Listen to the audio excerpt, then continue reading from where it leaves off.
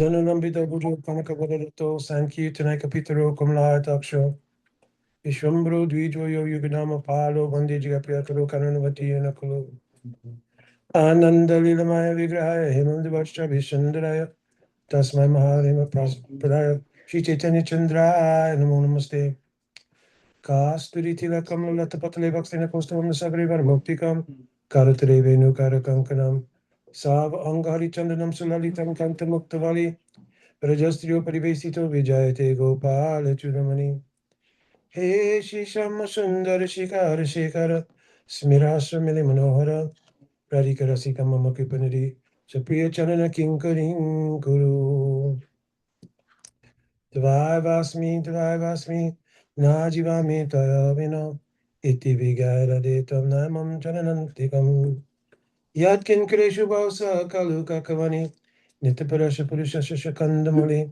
Tashikadara Sanadeva Savanajayas Tatkeli Kanjabavanangana Mahajani Shama Vajami Radha Ravinda Nitram Smarami Radha Madhura Smitasham Vadhami Radha Karuna Parajam Tato Munastigati Nakapi Pakita Vino Yaparada Lakshay Shiptascha Marita Rangamaje Kripa Maikang Sharanang Prapana Vrinde Namaste Charanara Vindam Kanaka Jaladagatro Nila Sobhagya Netro Megumaravalo Malati Kundamalo Taruna Tarunavesho Nilapitam Baresho Smaraneni Britini Kunje Radhika Krishna Chandro Vanchakalpatruvyaschа Kripa Sindhu Vaivacha Patitanam Pavanebhyo Vaishnavebhyo Namo Namaha Jaya Shri Krishna Chaitanya Prabhu Nityananda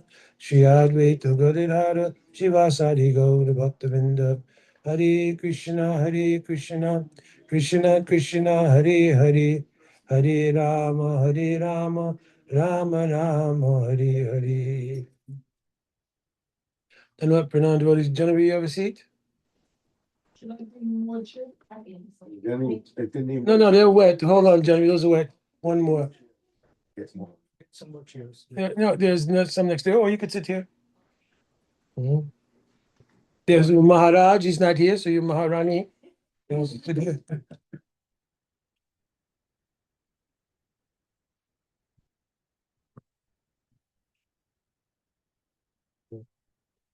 Okay, so this morning we spoke about Ram Sita there on the way. Okay. So this morning we spoke about the unfoldment in the life of Lord Brahma, and we set the table for the reciting of the Catuh Sloki. We went over what was Catuh Sloki. We described what is a sutra and the qualities, 6 qualities that make up a sutra. We also described that in every sutra, everything is there. So if you say a sutra like Krishna's Tu Bhagavan Swayam, if you analyze that sutra in relation to all sastra, it has to be able to fully explain what it's saying. So no other things would be needed, right? They'd have to find in the sutra itself that everything is present there. So after Brahma obtained his realization, we mentioned from Divya Saraswati that he heard the Gopal mantra. This is a very important part. From Gopal mantra, he realized Kam Gayatri, because we've tended to think of the mantras as separate things. But actually, when you look at the Kram means like the progression of the mantras. The Brahma Gayatri, which is chanted, I think I mentioned this morning, Srila Bhaktisiddhanta Saraswati introduced Brahma Gayatri as a means of preaching, more or less, to prove that those who entered Vaishnava Dharma from any background, caste, creed, etc., that they are actually Brahmin. So they have the right to worship Thakurji on the altar. They have the right to recite Vedic mantra, all these things. The mantras which really begin in our Vaishnava line begin with Guru Mantra, Guru Gayatri. Goa Mantra, Goa Gayatri, Gopal Mantra, then Kam Gayatri. So these are actually the Vaishnava mantras that are standardized historically, going all the way back to our Goswami Varga, everything else. Now, different times, certain mantras were brought in, just like the Guru Mantra and Guru Gayatri came later. The scholars are, back and forth about when it was introduced, but it's in Sastra, it's in Vaishnava Tantra, so it is a bona fide mantra. So, but some say it was the idea, how will you worship Mahaprabhu if you don't worship Guru? So there became that Guru mantra is necessary, then Guru Gayatri. Each of the mantras are set up where the first part is Saranagati, the second part is the Ishtadev of the mantra. So in Guru mantra, we're doing Saranagati to Sri Guru in Gaur Lila. In Guru Gayatri, we're doing the Dhyana Sri Guru in the Aprakat Lila. Same thing. To Mahaprabhu, we're doing Saranagati to Gaur Lila. And then we're doing to the whole manifestation of Mahaprabhu as the descent of the Prem of Radhika. In the second part, I'm not going into details here. Everybody here, I think, has Diksha, but I'm still not going on full detail. But basically, Mahaprabhu's Leela, then Mahaprabhu as the manifestation of Prem. So when we mention like Vishwambaraya, as we mentioned this morning, everything okay? Yep. Mhm. And you could take that.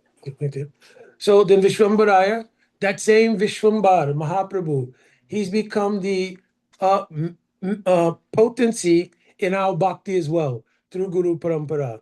In fact, Srila Krishnadas Kaviraj Goswami, he wrote the mantra, Pancha Tattvakam Krishnam Bhakta Rupa Swarupakam Bhakta Avataram Bhaktakyam Namami Bhakta Shaktikam.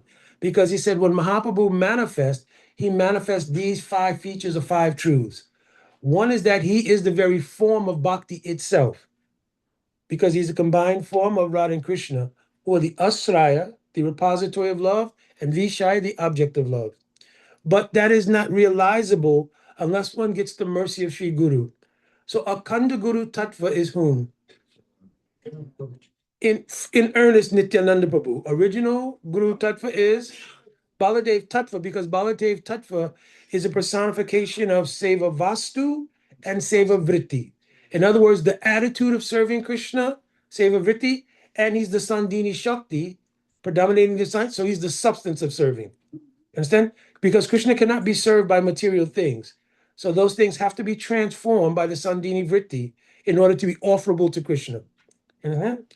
So he's the true origin of Guru Tattva, but one thing is not there in Baladev Tattva per se. That is extreme compassion. Because Gurudev is told in Krishna Lila how they'll know what is the suffering of any jiva. You understand? Something is there, but not so much that they can act on that. You understand? Because in the Nitya Lila, everything is so predominated by the bliss potency, Ladini Vritti, hard to reconcile somebody's suffering in the material world. Because is the Atma actually suffering? That's one thing. We said, no, the Atma is not really actually suffering. It's just like an illusion. So it's very difficult to identify with the kind of impact that illusion has in the spiritual realm. So when So in the Nityananda Prabhu, it is on the Kali Yuga. In other Yuga, Treta, Dwapar, it was not required because there was not much Kali Prabhav for the Yugas, or no, only Gaur Narayan will come. And the Yuga Dharma becomes Harinam, and it gives liberation. Once in a day of Brahma, 28th cycle in one day of Brahma, then Gaur Mahaprabhu comes. sorry, my question was moreover on the Nityananda Prabhu, Nityananda Tattva. So Akhand Guru Tattva. So in the Akhand Guru Tattva, when he comes in Kali Yuga, because there is a lot of like passion required for Kali Yuga living entity, that's when Nityananda Prabhu will come. But in other Yuga, like Satyug, Dwapar, Oh yes, no, it was not required because there was not much. Okay, not required. But also there's a speciality here that it's mentioning. Ke jabe ke bhai. Bhava Sindhu Para Danya Kali Yugera Chaitanya Avatar. The descent of Chaitanya Mahaprabhu is not only a part of like the Yuga Dharma, but it is a special gift that comes in this period. So it's called Danya Kali. That's why it has that special name. So when Nityananda comes in the Danya Kali, the Akhanda Guru Tattva has overflowed with the expression of the compassion of Mahaprabhu. Because he mentions there clearly that Nityananda Prabhu in the Leela with Jagai Madai shows a compassion that's not shown by any other avatar. Because he sheds blood for Jagai Madai. You understand? So that Nityananda is fit to become the Swarup Tattva in the Pancha Tattva. Understand? Swarup Tattva means he can reveal what is the highest kind of love. Because that prem that Mahaprabhu comes to give, right? Prem, Rasaniyos, Koritya Shadan, Rag Marg, Bhakti Loke, Karitya. Giving of the Rag Marg that allows you a path to realizing the highest kind of love of Radhika, that's a gift. That's not part of something that Krishna has to do. That's why it only happens once in a day of Brahman. Because the argument could be made, wait a minute, that should happen every Kali Yuga. Kali Yuga is always bad. It's not only bad once in a day of Brahma. He should do every time. But he doesn't, because this is a special danya, means a special gift, which is this kind of high class praying. So when the Lord, which is another testimony to the fact that we are not in an ordinary circumstance. The verse I gave you, Bhavapavarga, Brahmati Yorobhavej, that you've come only 500 and something odd years after Mahaprabhu, means you're very close to the end of the cycle of birth and death in the material world. Other than that, it would not be possible. There are a lot of other jivas who also came in same time as we did, who are not in association of a pure Vaishnava or Gurudev, who are not receiving mercy or this nectar. Can we call them like extremely fortunate as well? Yes, because the prabhav of Mahaprabhu's Leela is still touching. Just like Srila Prabhupada, when somebody is going to work, they don't care anything about a Hare Krishna, Dharma, anything. But still, they pass to go to work and they heard Hare Krishna, Hare Krishna. Understand? Somebody has no interest whatsoever, but you read in the newspaper, oh, Hare Krishnas did this. So somehow or another, the proliferation of the prabhav, means influence of our acharyas, especially Srila Prabhupada, permeates so many things that even you don't want to come in contact, right? My wife was mentioning when she was in university, sometimes she see devotees, she crossed the street. Understand? Because not, but now what happened? I told the other day, when I first came back from Africa from preaching, we had only one small basement apartment. And so we were living there, and we used to do Mangalarti, everything there. But the lady who owned the home, her son, he used to come and sit on the stairs, not all the way down. He'd just sit at the top in the kitchen on the stairs. Al Shanta Maharaj was at one program, and when he was at the program, he runs up, Hari Bo. It was that little boy. Yeah, it was that little boy. And he was part of somebody's kirtan, one of those kirtan parties that go out on the street. So he had joined and everything else. So the prabhav is so strong in this Kali Yuga Mahaprabhu. So my point was that Nityananda Prabhu is called Swarup Tattva because he can reveal the Bhakta Roop. What is the Bhakta Roop? Is the unique feature where Prem has come to such a high degree that the roles of Radha and Krishna have been inverted. Understand? It's called Prem Vilas Vivart. This is what Ramananda Roy spoke in the end of Ramananda Samvad. So it means I'm telling something everybody's understanding. Is that door open there? You don't have to lock it all the way, just push it too. But what happens is that the love within Krishna Lila becomes so high that Krishna, again, as I mentioned, he desires to understand the prema of Radhika. And therefore he comes as Mahaprabhu. When that happens, he's now in the role of Radhika, and Radhika still comes to support him in the form of Gadadhar Pandit. Understand? So now the roles are reversed. He's in the role of Radharani. So that only happens the once in a day of Brahma, and only Guru like Nityananda Prabhu or those who are Vyasti Guru, means expansions of Nityananda Tattva, can reveal that fact. So ordinary Guru cannot reveal these things. You understand? So our Gurudev, Srila Prabhupada, others, they brought these things. But now even if the ability to reveal that truth is present, it has to descend to our plane, because that reality is still a spiritual reality and we don't have access to it. So Advaita Acharya becomes the Bhakta avatar, means he calls for the descent of that reality to come to the Prakat Lila. Is it? Okay. He calls for the reality to descend to this plane. So he's called Bhakta avatar.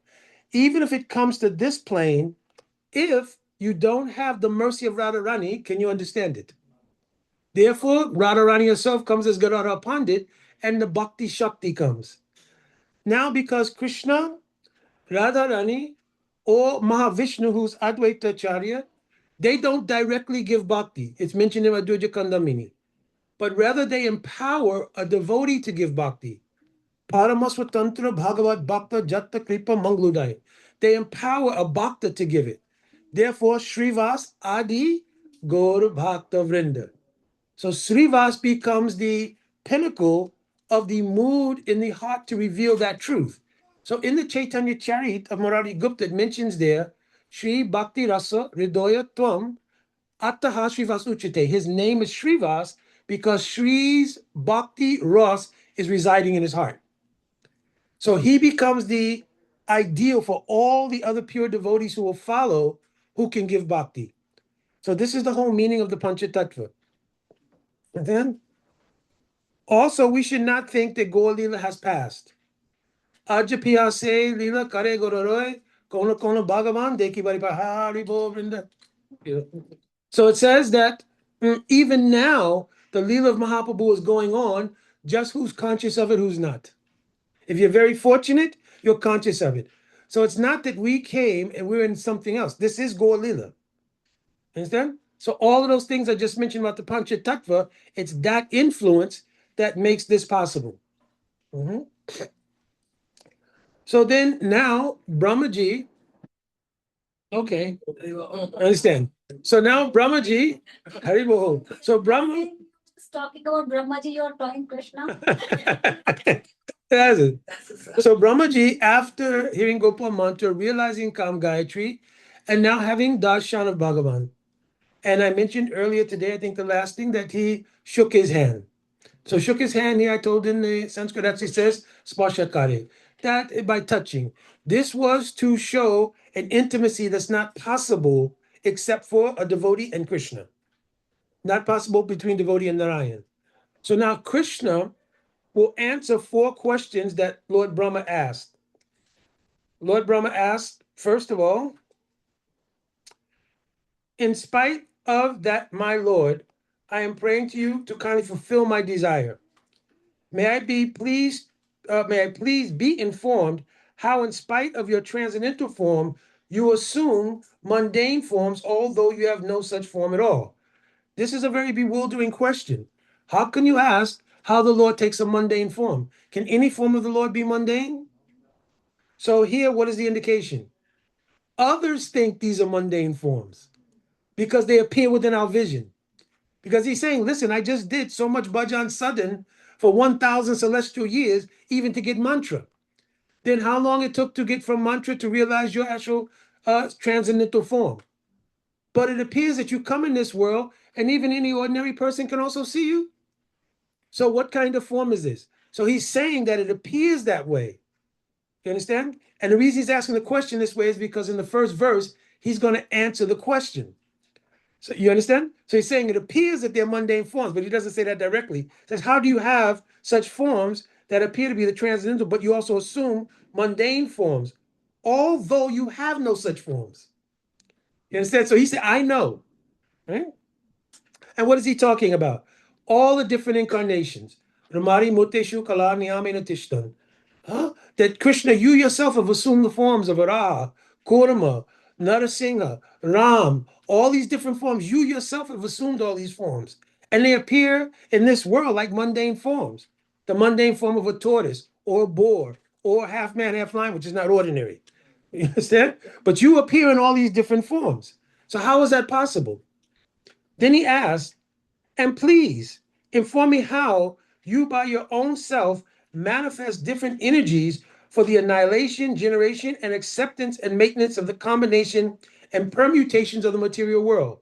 How are you also, besides all these personal forms, how are you all the energies that's making the world go on? Because Brahma's saying nothing can exist without you. So even the things we see that don't appear to be Bhagavan Roop, how are they existing? What is this, all the combination of the Mahatattva, means the material elements? How are they existing? What are they? Where'd they come from? So he's asking, also, you please explain this to me. Oh, master of all energies. Listen carefully what Brahma is saying. He just asked about all the energies. Now he says, oh, master of all energies. So he's telling, I know. So I'm asking these questions so that it could be revealed, right? Because now you reveal from your own mouth these truths, but I know.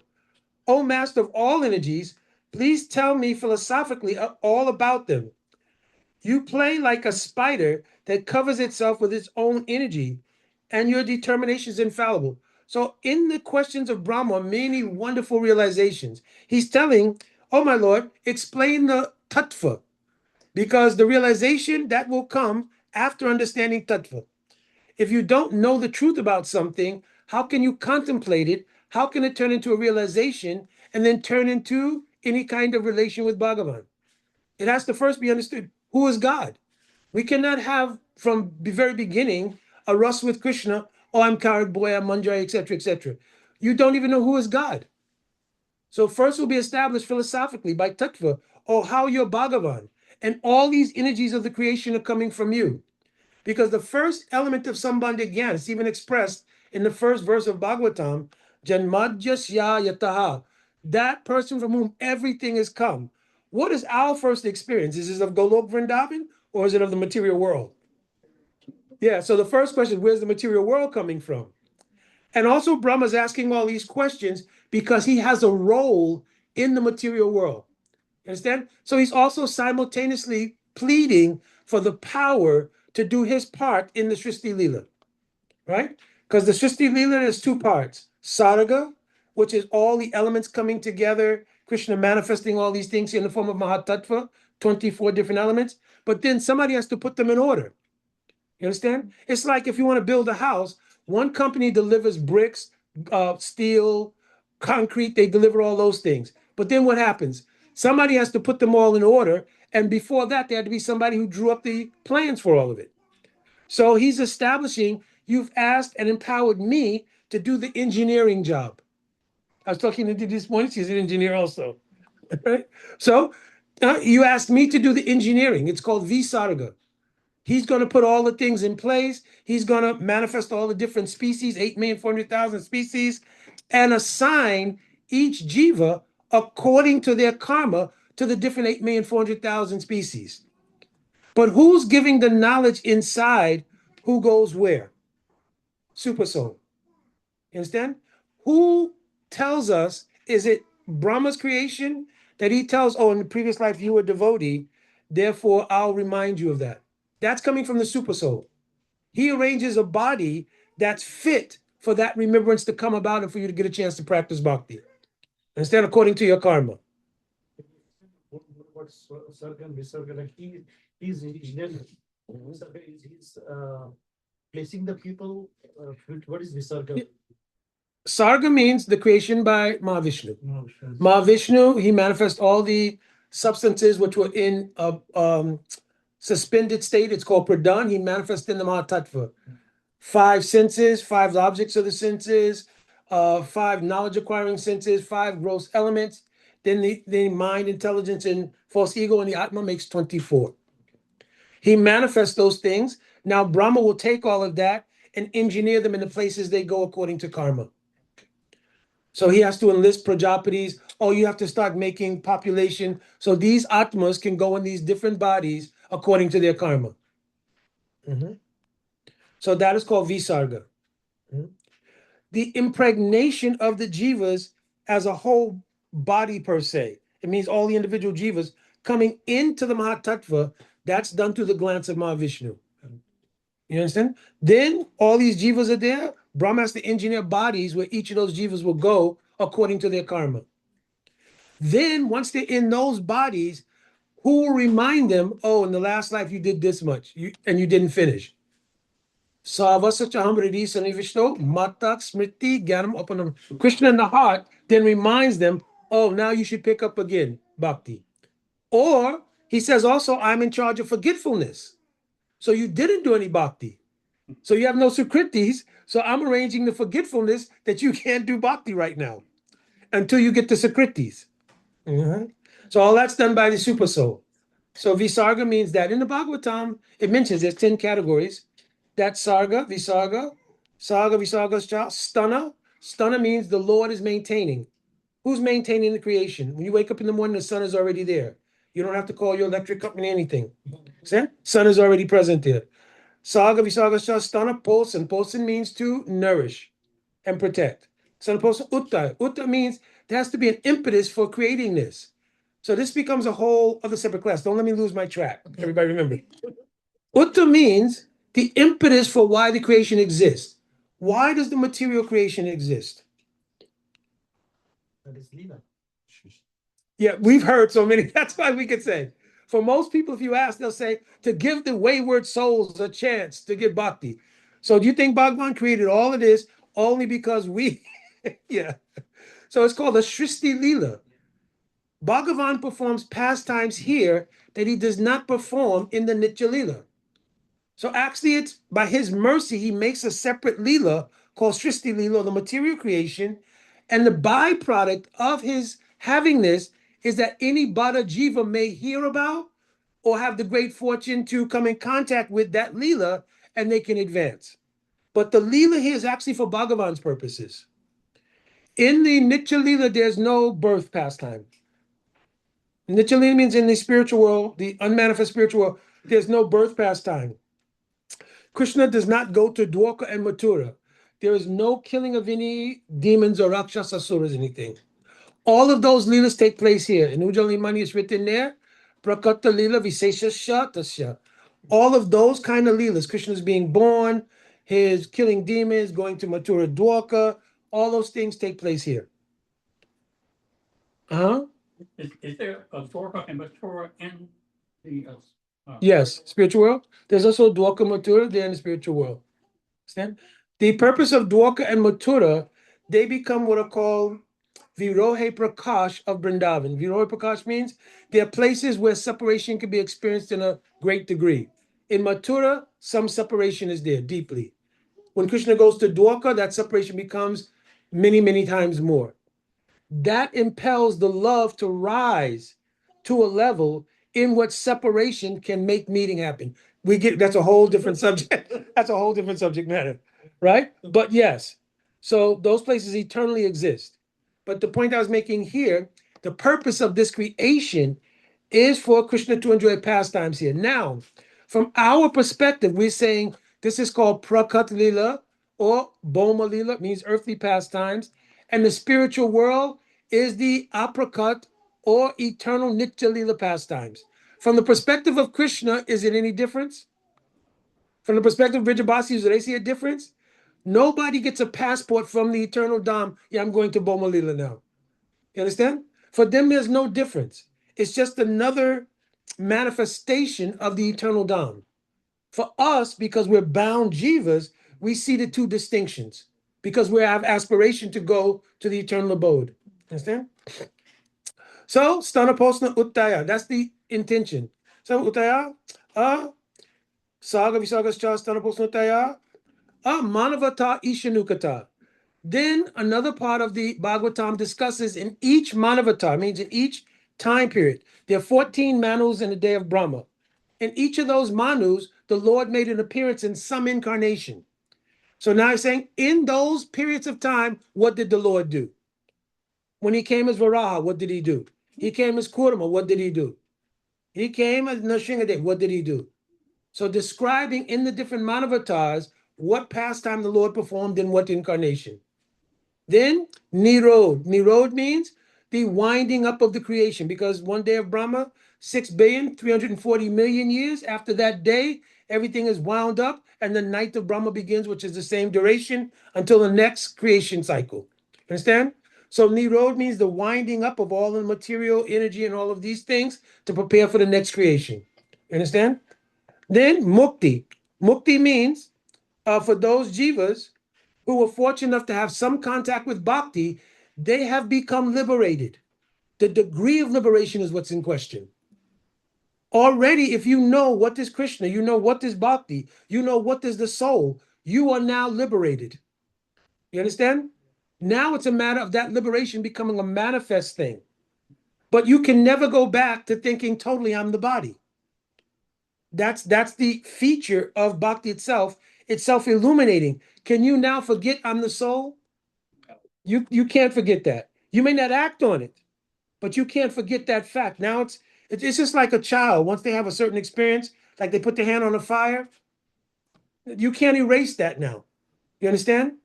So before you thought, oh, it's funny, it's like to play.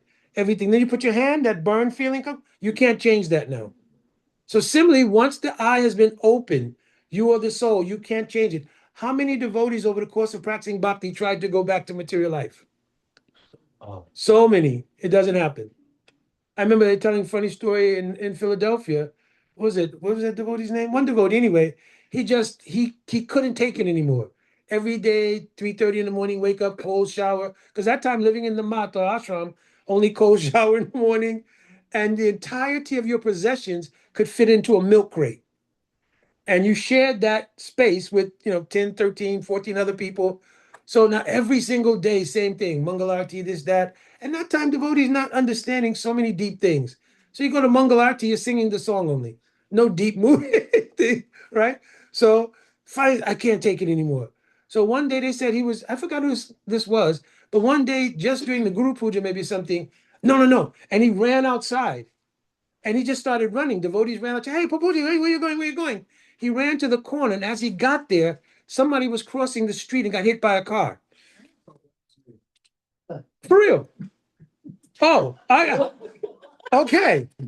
Yeah. I thought that was Baladev that was doing. No, it was you. It was you. He said, yeah, he saw the person, and then he did like this. He ran and ran right back, right back to the temple, right back in the Guru Puja.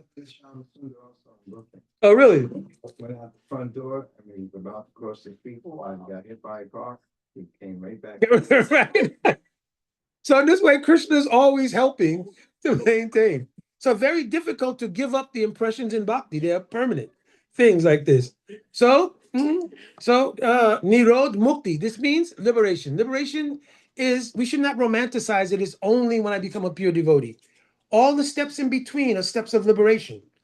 Right? You cannot say that like ordinary persons never had any kind of contact with bhakti, that only they're the same as what you've experienced.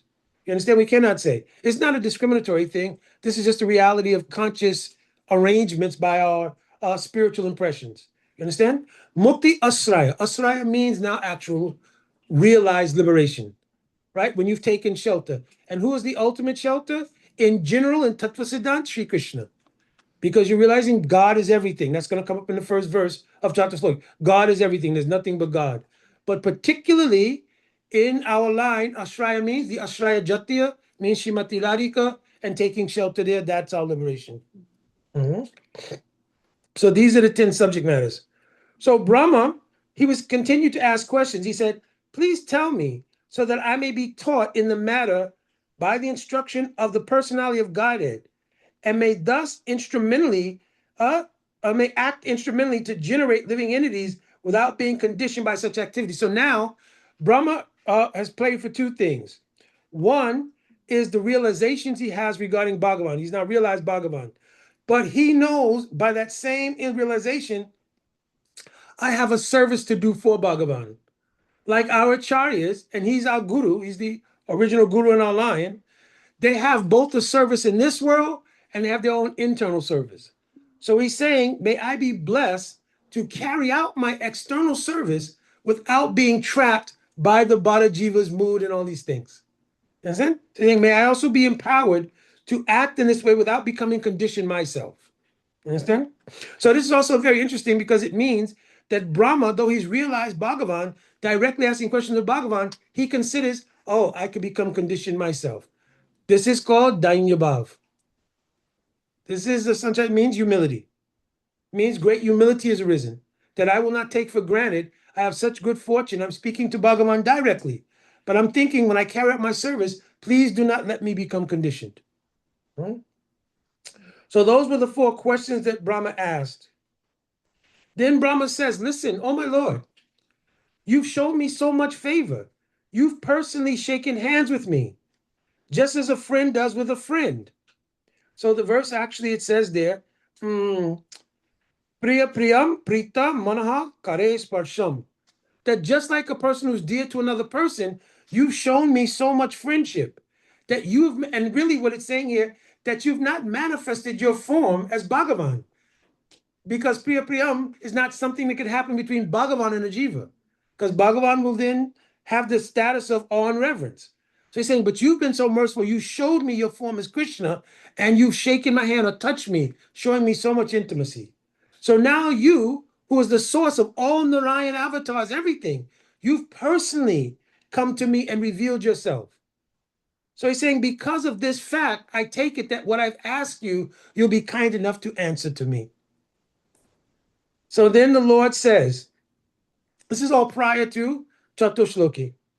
This verse is also very important. Sri Bhagavan Vacha. So now the Lord responds to the devotion of Sri Brahmaji. Gyanam Param Guyam Me. I'm not only going to tell you what you asked, but Gyanam Param Guyam Me. I'm going to tell you the most confidential thing about me. You understand? I'm not only going to tell you what is God, what is God's energy, what is the creation, what is your relationship to all these things.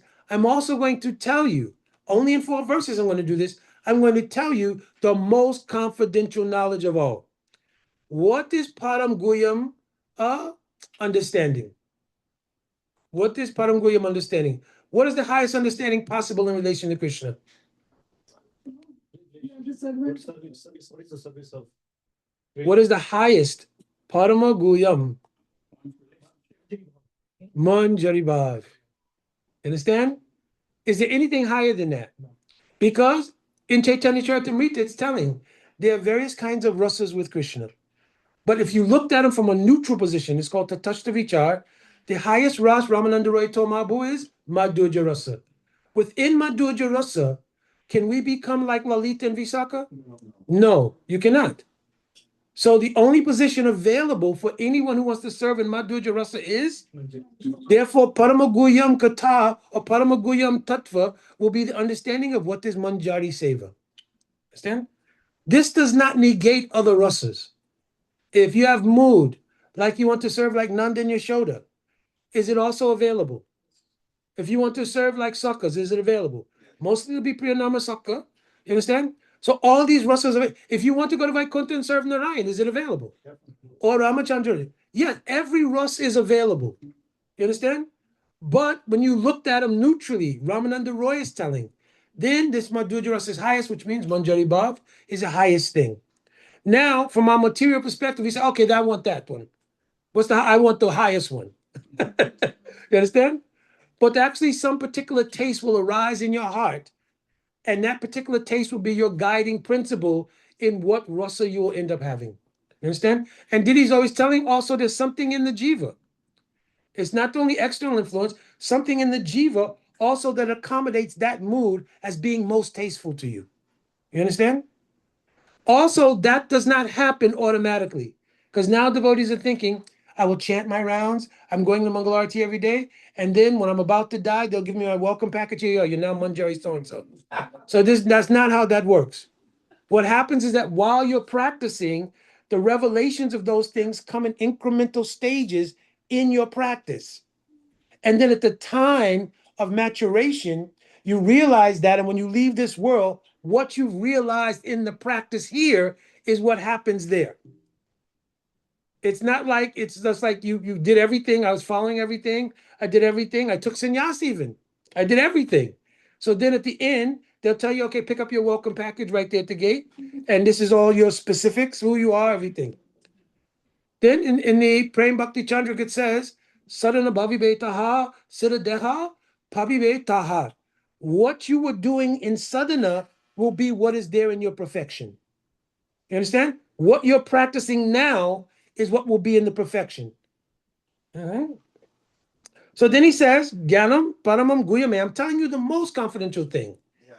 Yad Vigyanam Samanvitam. And you should have Vigyan. You should realize it. Samanvitam means, but how will you realize it? Sarhasyam tat angangcha. Anga here means the angas of sarhasyam. So here sarhasyam is translated as devotional service. But why sarhasyam? Sar means this kind of rahasya means mystery or secret. So it's not just understanding this is the Hare Krishna movement, I'm doing bhakti. Sarahasya means the rahasya of doing bhakti. There's a difference between I'm practicing 16 rounds, following 4 regular principles, and doing Rahasya Bhajan. Like Bhaktivinoda Thakur has written a book called Bhajan.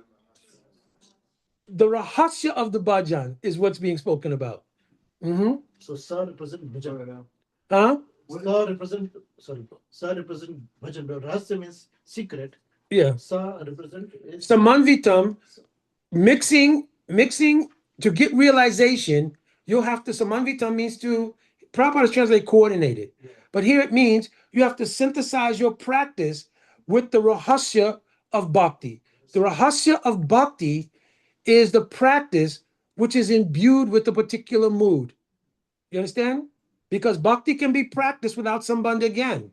It will not reveal the secret of what we're speaking about. Any kind of rasa, what to speak of Manjari Bhav. So Sarhasya Anga. You have to do the Anga, Shravan, Kirtan, Vishnu Smaran, Parasevan. You have to do that Sarhasya with, what is the secret? That I'll have sambandha gyan with Krishna. You understand? This is the secret.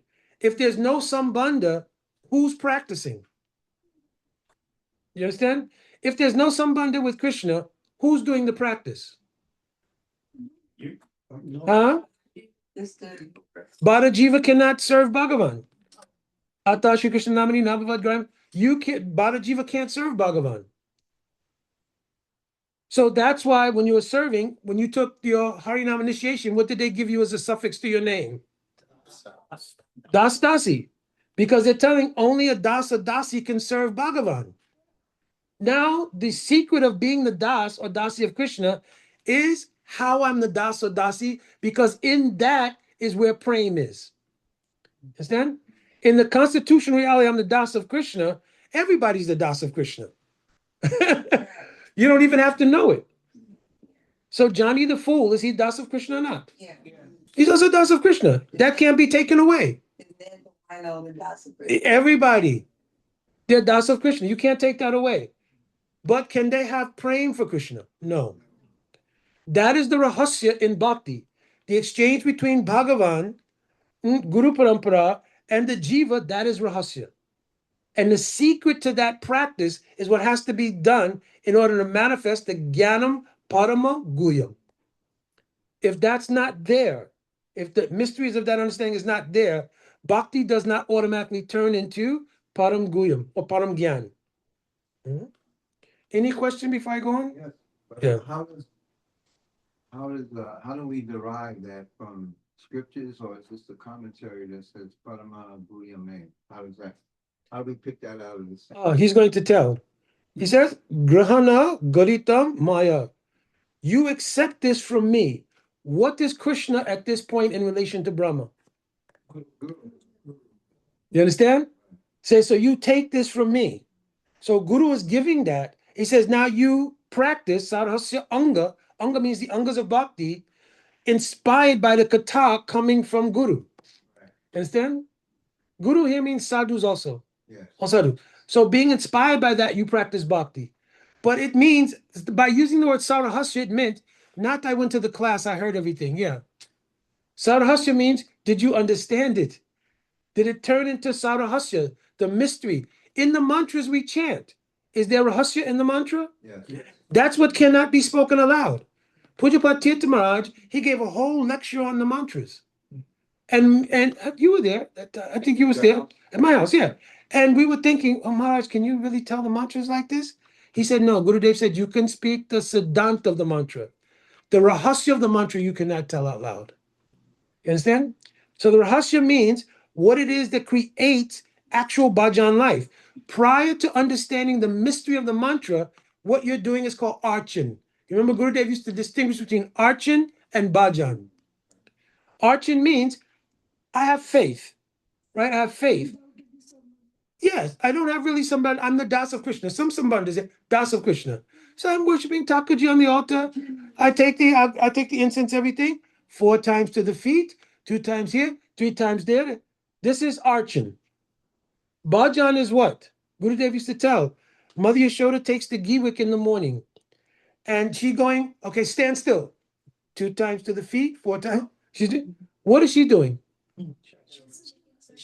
Checking Krishna's body. Is there anybody's hurts with him? These boys play so rough. Everything. What bhav is that? That is called Vatsalya praying.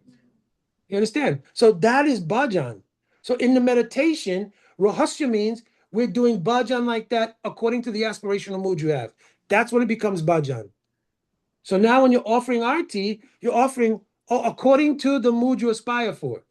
So if you aspire for Manjari Bhav, what you're looking for? Oh, Radha and Krishna had their yugal, they had their yugal, but any traces of anything, because when they'll return home, no traces should be seen. You understand? So we don't want to go into detail, but these are the meditations that are there. Until it reaches the platform of dhyan, it cannot truly even be rag marg. It has to be dhyan. Means for my aspirational sambandha, I'm doing the same things. I'm offering arti in the morning, chanting Hare Krishna, but it's imbued with dhyan based on sambandha dhyan. And then it becomes sarahasya anga. The angas become now rahasya. The rahasya, he says, now this is another important point. Grihanam garitam maya. Then what I'm hearing from Guru becomes the empowered. It becomes empowered and it gives revelation in the heart. You understand? Shruta ikshita. There's one verse that says like that. Tvam bhakti yoga paribhavita rid rojeshe shruta ikshita pat. Shruta ikshita pat means now you begin to see in the angas of bhakti the realities of transcendence by hearing them, not by eyes. Because everything we want to do, we want to see it. Krishna, give me your darshan. Krishna, give me your darshan. So I'll see Krishna. Oh, life is perfect. So now you saw Krishna, now what? Is it? There was one old Hindi movie when I was really trying to learn Hindi. Ye Zindagi. What is it?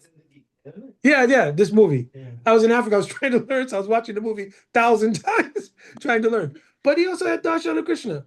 He had darshan of Krishna, but still he only wanted material things. You understand? Then his life, by Krishna's mercy, so many miseries took place, so many different things. Then at the very end, he had some realization. You understand? So darshan of Krishna is not what we want. The rahasya anga of bhakti will give prema. That's the point. That's the mercy of Mahaprabhu. The rahasya angas of practice, by Mahaprabhu's mercy, will reveal prema. That is a special gift that does not take place all the time. Only in this Danya Kali does that happen. So he says, Grana Garita, take this as I'm telling it to you. Then the Lord says, Yavanaham yata bhavo yad rupa guna kamakaha tataiva tattva vijnanam astute mat anugrahat. So listen, what you will understand is all of me. Everything about me, namely my actual eternal form, my transcendental existence, means all my associates, my dham, everything, the color, qualities, and activities of me. Yes, so he's saying you'll understand all this. Let all of this be awakened within you by factual realization. How? Anugrahat means out of my causeless mercy. Understand? This is how the rahasya of bhajan life takes place. By anugrah, by mercy. Can we make it happen by our sadhana? Yeah, Nitya Siddha Krishna Prema, Sadhya Kabu. No, your sadhana can't make this happen. But your sadhana can invoke the mercy in parampara of Mahaprabhu Radha Krishna. Then by their mercy, it becomes revealed. But he's telling him, oh Brahma, realize all of these things. Who am I? My name, my eternal form, my transcendental existence means his dham, associates everything. Color, qualities, and activities.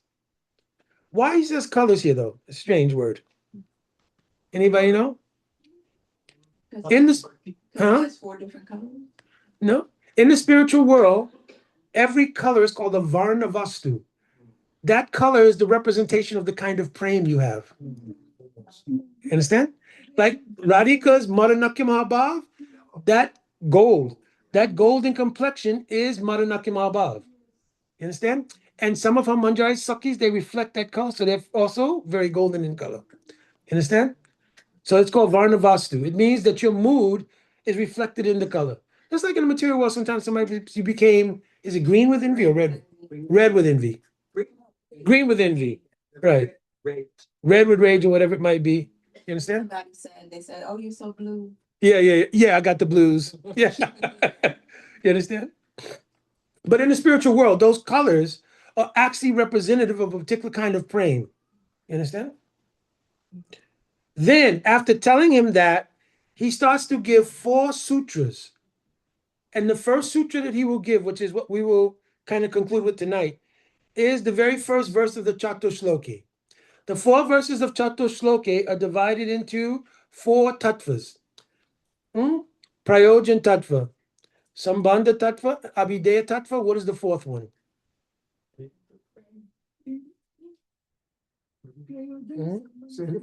Achintya Bed Abe Tattva. Understand?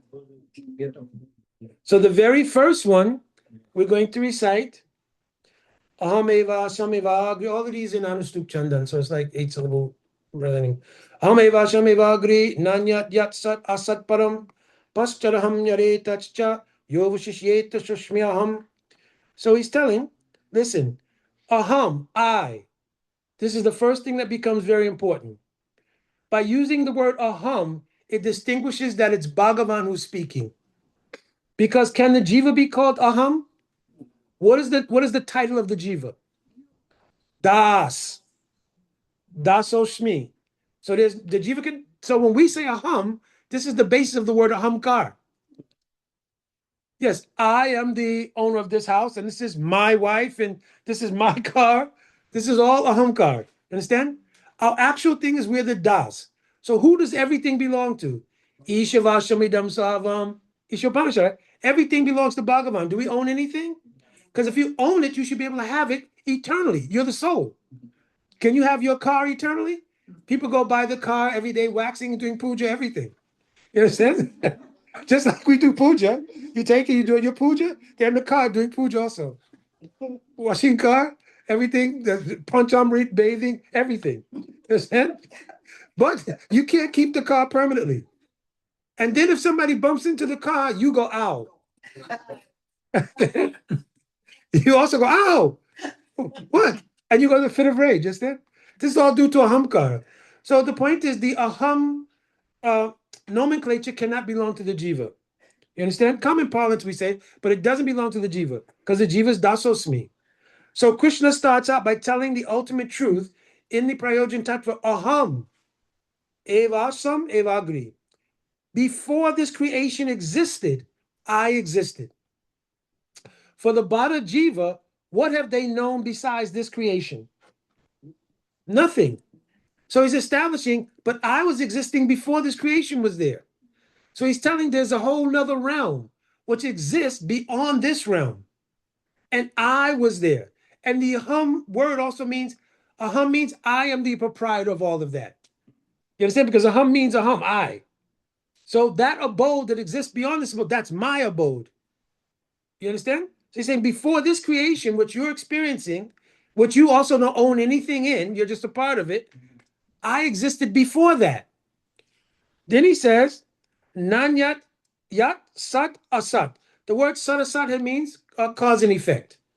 Before the cause and effect in the material world, because the material world comes about by the glance of Mahavishnu, creates the material elements and embeds the jivas into the yoni of Durga Devi, right? Through Shambhu, the halo. So all of this is cause and effect. So he says, even when this cause and effects takes place, Nanyat Sat Asat Param Paschat Aham Yat Etacha. I am that only. So everything we see in the material world, is it something other than Bhagavan? What do you see here in this room that's not God?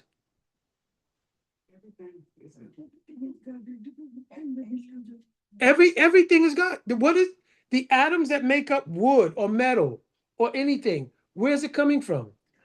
And who's in every atom that gives the atom that energy? Andantra stanum chantra staham in Brahma Samhita. Within every anu, every atom, Bhagavan is present. So they just discovered something and started calling it electrons, protons, neutrons. Right? You just gave it a name. All you did was see a power and said, yeah, let's call it this. This is our new baby. We're going to give it a name. Yeah? But it was there before you found it. Am I correct? So that power was already identified. Andantra stayantra taham. No. Andantra stam. What is that verse? Andantra stayam. Anyway, saying Krishna is within every atom is that power. You understand? Andantra anu. In every atom, in every anu, Krishna's present is that power. You understand? So everything is composed of atoms or not? Yeah. What's not? I'm not a check with engineer. Everything is composed of atoms? Yes. Right? And then you get to nucleus, all these things, but everything is composed of atoms. And the power in that atom is Bhagavan himself.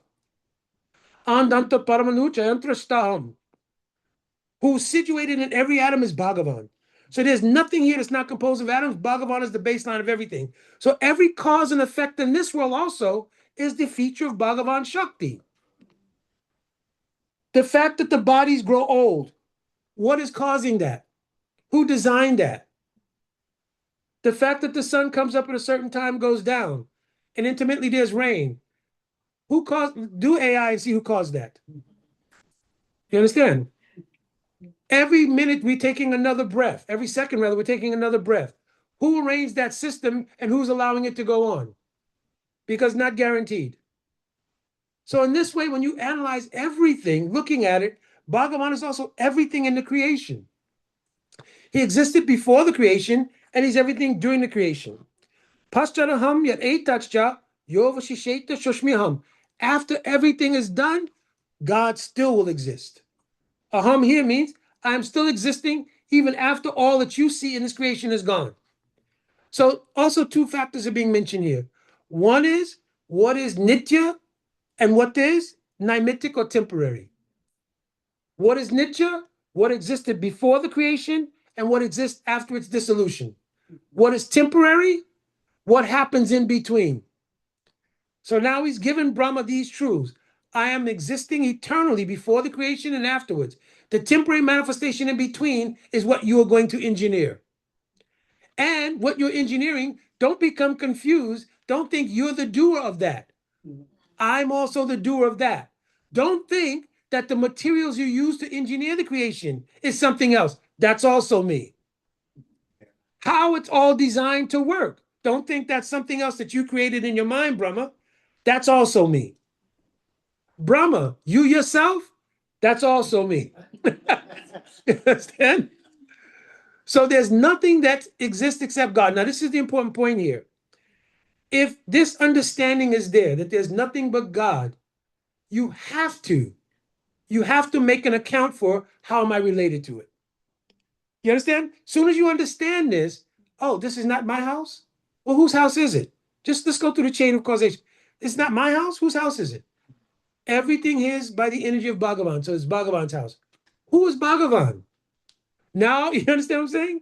You always have to ask this question because if I'm not the source, owner, and everything else, who's in control? I don't particularly want to die, but who's in control of that?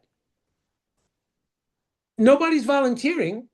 And even people, when they do commit suicide, it's basically because the ananda vritti in every jiva is more powerful than anything else.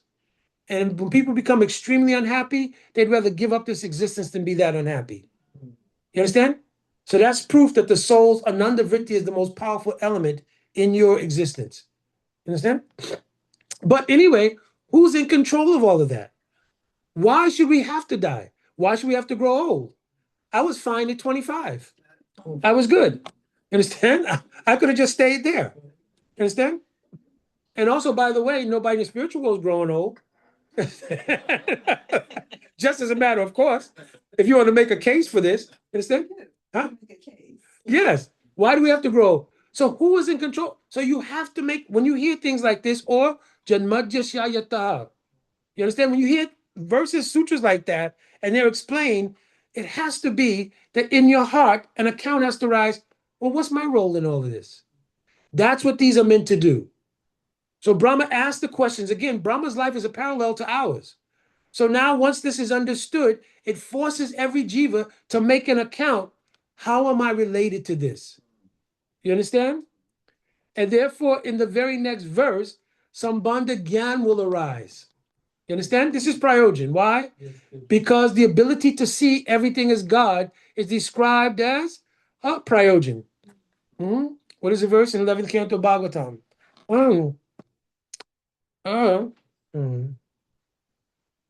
Bhagavam bhavam atmanaha.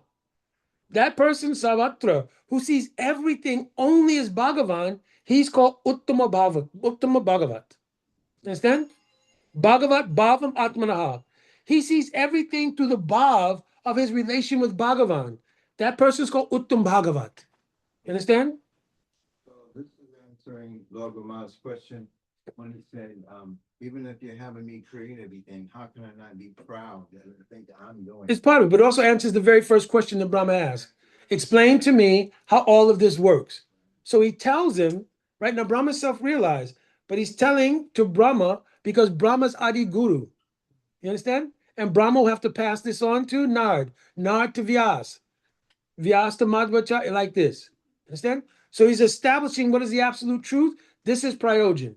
Because also by saying Hameva Shameva agree, only I existed before this creation and afterwards, he's also stating the existence of the spiritual world. Yeah. And so now natural inquiry should come in the jiva. What is that spiritual world? What was he doing? You understand? Yeah. So it leads to a chain of search, which will come up in the last verse, which is Abhideya Tattva. Or how do I do this to find out all of these teachings, all these realities? You understand? This is more about who I am, like Krishna in relation to Krishna. The second verse will establish that. Second verse will establish Sambandha Gyan. Third verse establishes Achintya Beda Be Tattva. Because if you say Bhagavan is everything, does that mean everything that we're looking at is actually Krishna Sarup? So he's going to say, Matani Bhutani, Bhuteshu Vateshranu. He's going to say, I exist in everything also by my energies, same time I don't exist in everything. Understand? So this is a Achintya Beda Be Tattva in the third verse. Then the fourth verse, he's going to describe how to do Bhagavan. How to do Bhajan. You understand? Mm-hmm. All right, so we always have questions and we don't end up running too late. So any questions about what we discussed so far? I have a question.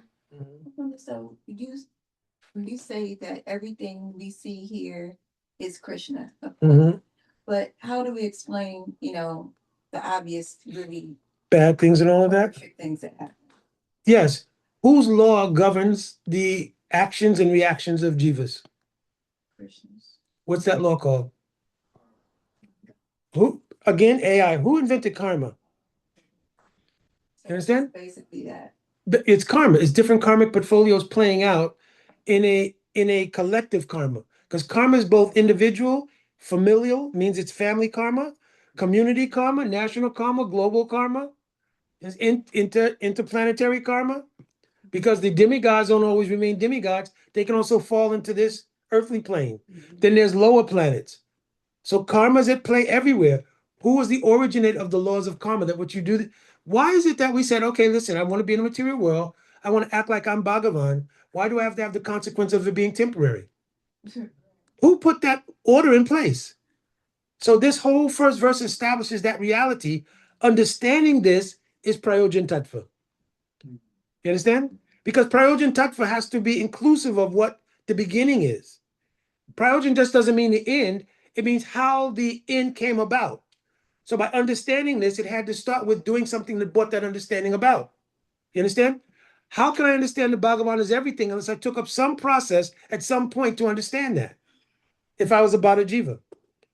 So here, this Prayojan Tattva is inclusive also of the process leading to it. But now the process is fully described in the fourth verse.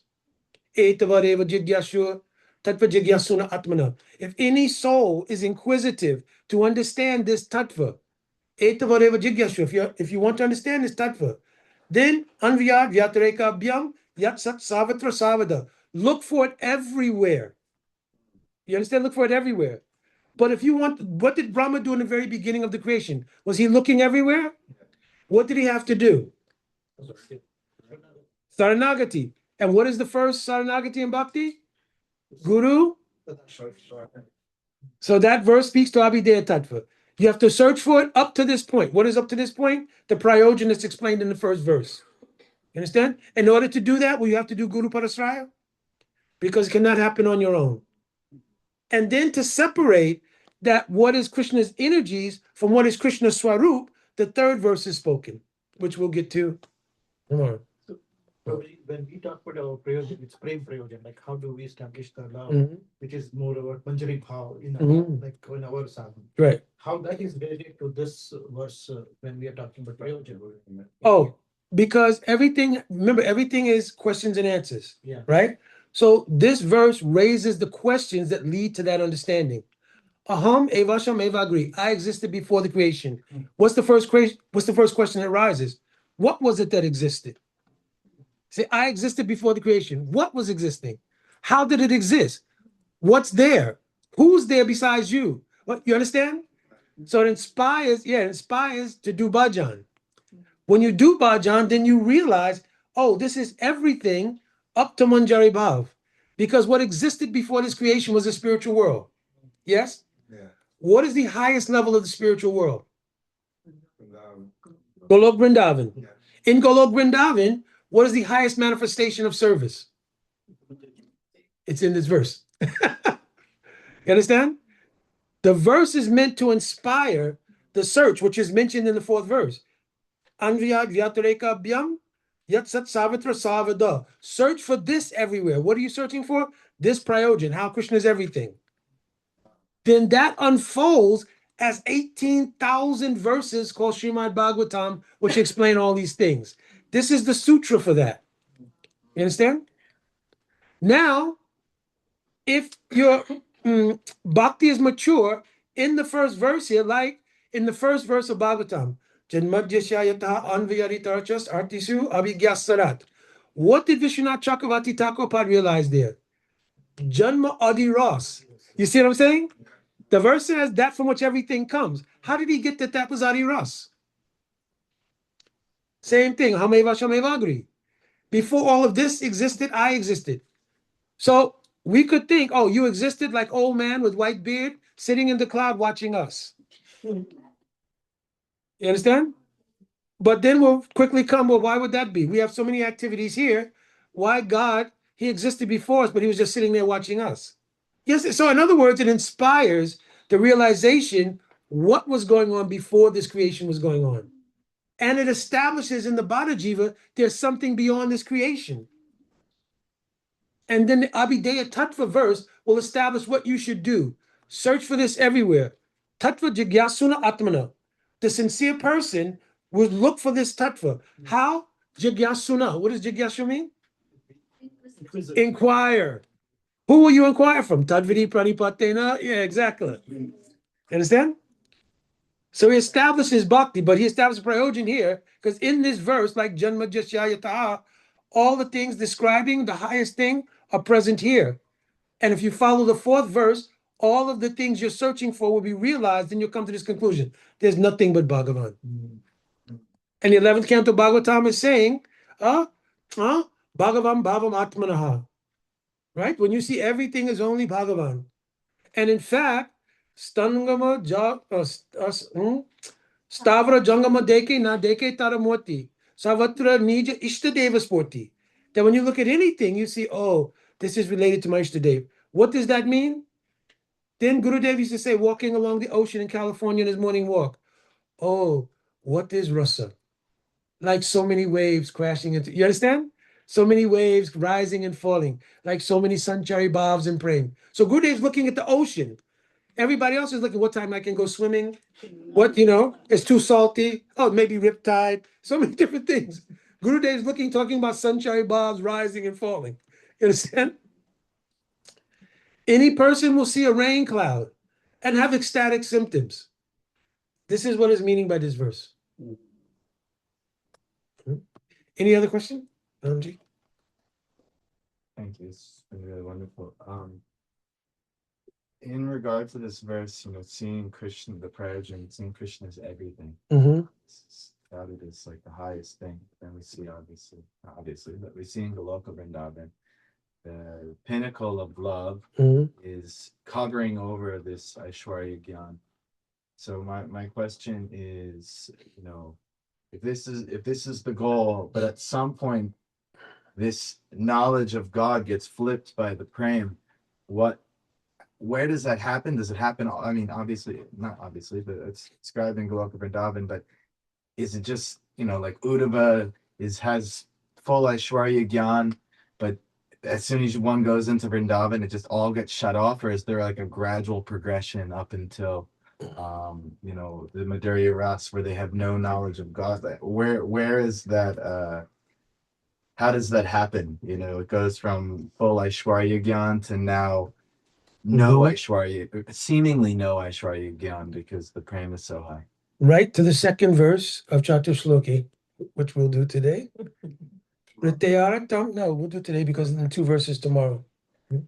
Reteyatam yat prariyeta na prariyeta chatmani tadvyat atmanomayam yatabaso yatatamaha. Krishna is now saying to Brahma, "Oh Brahma, whatever appears to be of any value that is not in relation to me, you should know it to be my Maya." But here the Acharya's comment, Tadvyat Atmanomayam, has 2 features. One feature makes the Bhadajiva in this world thinks there's something other than Krishna. You understand? That there's something, and that I can be in a position of enjoyment like Krishna. There's another kind of Maya, though. What's the other kind of Maya? Yog Maya. If you see something that's not in relation to me, you should know it to be my Maya. In the spiritual world, does Mother Yashoda Mars Nanda think Krishna owns that house? Are they in Mahamaya? What makes them think that? Yog Maya. Tadvyat Atmanomayam. So here is also Rahasya. The mystery here is that Yoga Maya will make you think Krishna is not God. Mahamaya will also make you think Krishna is not God. But one is infused by prema and the other one's infused by illusion. You understand?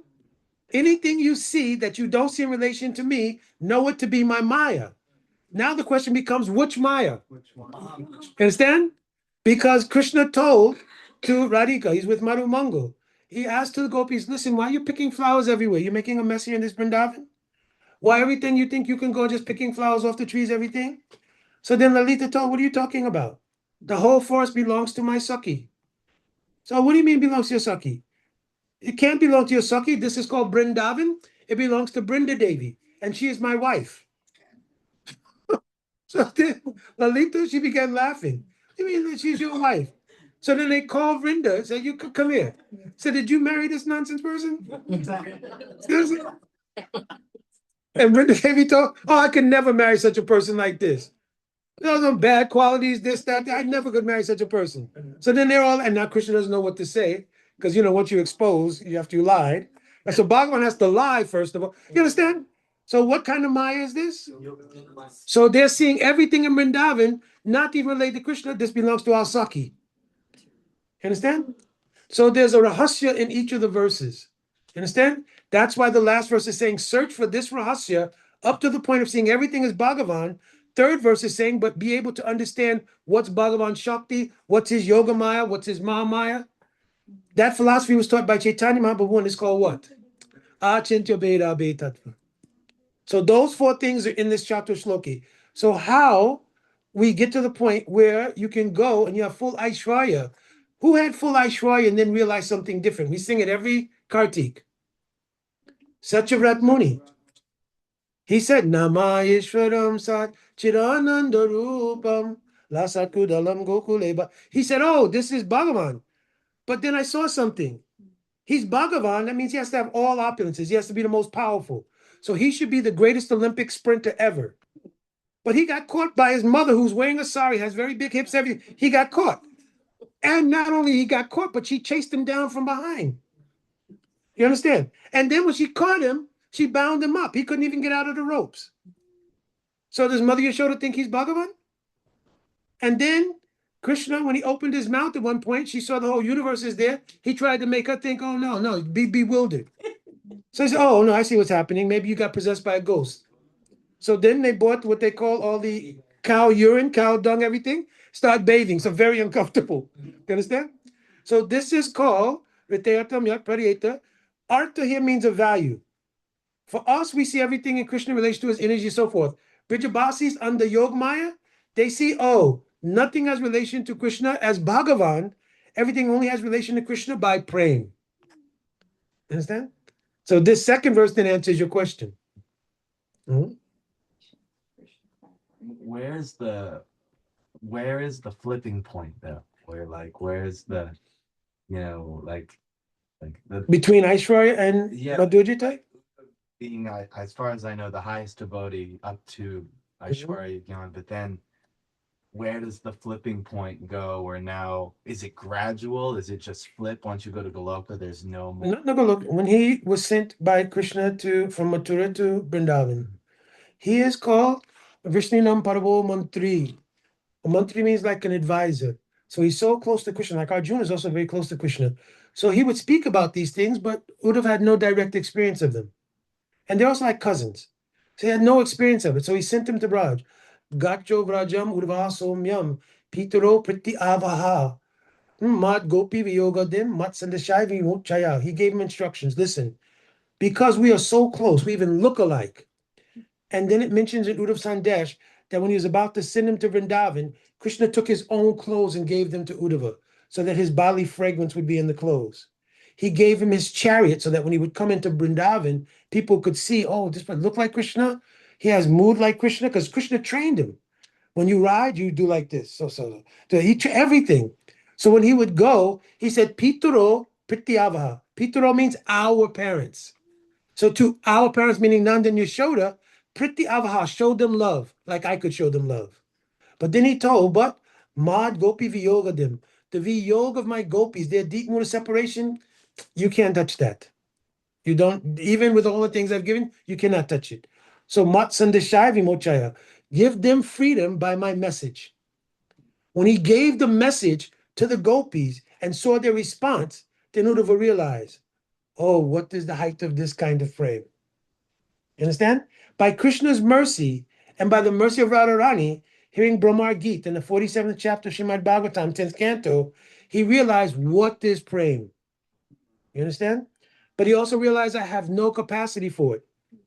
So he prayed, a whole Vrindavane Kim Gumo Latta Sodinam.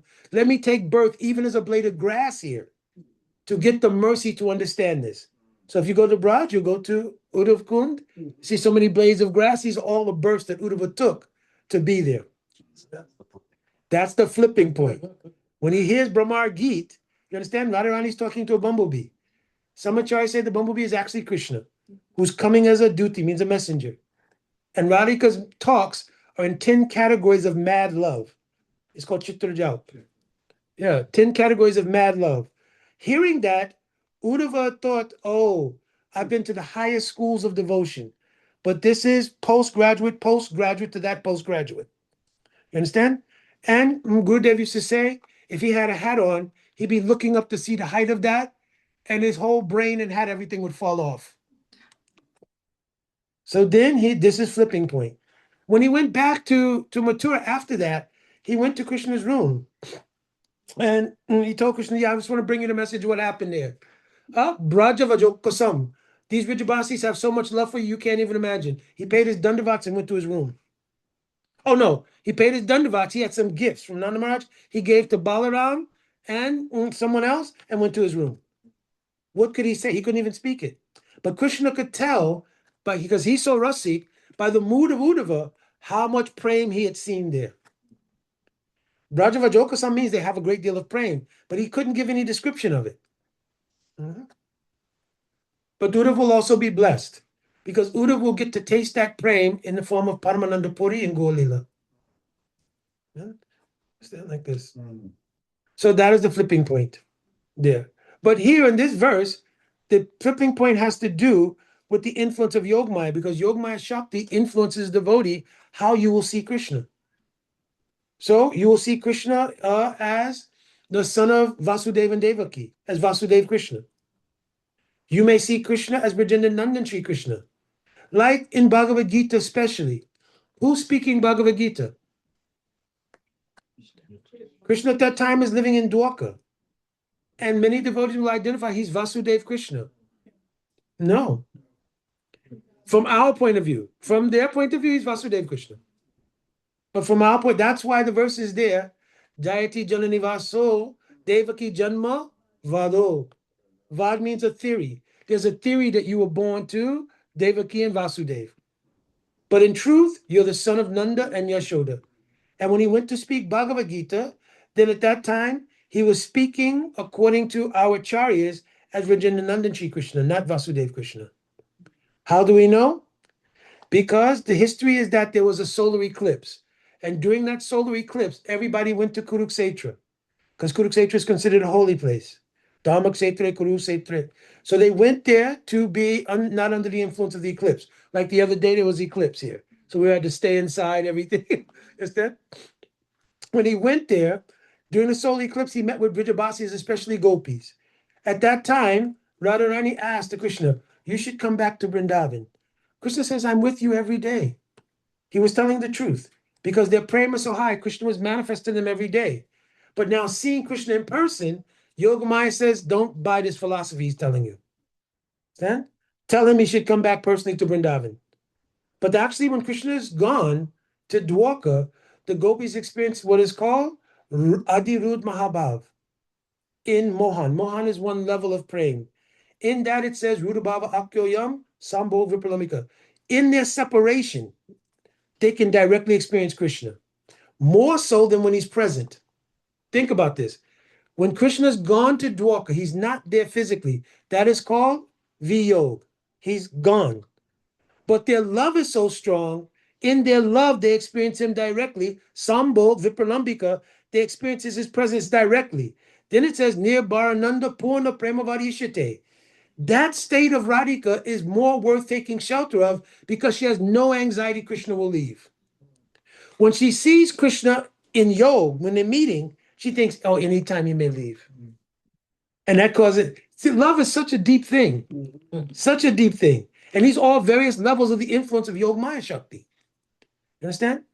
That So- is controlled by Radhika. Controlled by Radhika. Her love is so high. Ujjali Mani is telling this Mohan Bhav like this is Praya. Praya means predominantly only in Radhika. It's shared by her Sakhis, but it's primarily only in Radhika. And Madanakya Mahabhav is only in Radhika. Understand? So, mhm. Though in Gaur-Lila is Premanand Paramananda Puri. Paramananda Puri. This is Uddhav's form in Gaur-Lila. Paramananda Puri was one of the sannyasis. Yeah, one of the prominent sannyasis. Not much is mentioned there. It's just mentioned he's very high class sannyasi, associate of Mahaprabhu. Isn't that coming top of mind? But he was Uddhav in Rajlila. Mhm.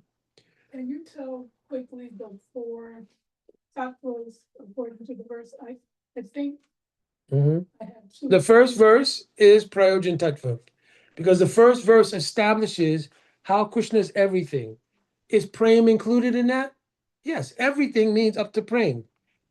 Understand? And the highest praying as well. So everything is in that first verse. The second verse, Riteyatam yat pradeta na pradeta chatmani tadvyarat manomayam yatabaso yatatamaha, is describing the condition of the jiva.